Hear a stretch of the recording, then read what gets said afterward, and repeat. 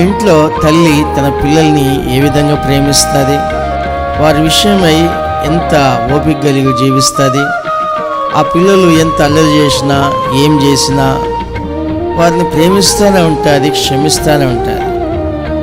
తల్లి ప్రేమను, ఆమె సహనమును చూసి మనం ఆశ్చర్యపోతూ ఉంటాం.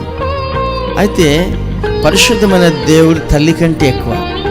చూడండి, భూప్రపంచంలో ప్రజలందరూ కూడా ఒక్కసారి పరీక్షను చూస్తే గనక ఎవరైనా దేవుని యొక్క మాట ప్రకారం జీవిస్తున్నారా, ఎవరైనా క్రమంగా జీవిస్తున్నారా?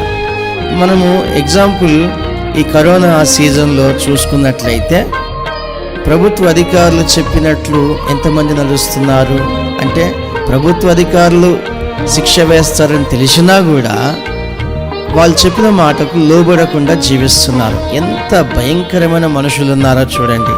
కఠినమైన హృదయాలు, కఠినమైన మనస్తత్వాలు, క్రమశిక్షణ లేని జీవితాలు. పరిశుద్ధమైన దేవుడు ఎన్నో సంవత్సరాల నుంచి భూమిని సృష్టించిన రోజు నుంచి, మనుషులను సృష్టించిన రోజు నుంచి ఈ రోజు వరకు మనుషుల విషయంలో చూసినట్లయితే ఆయన ఎంత ఓపిక కలిగి ఉన్నాడు, ఎంత ఓపిక కలిగి చూస్తూ ఉన్నాడు.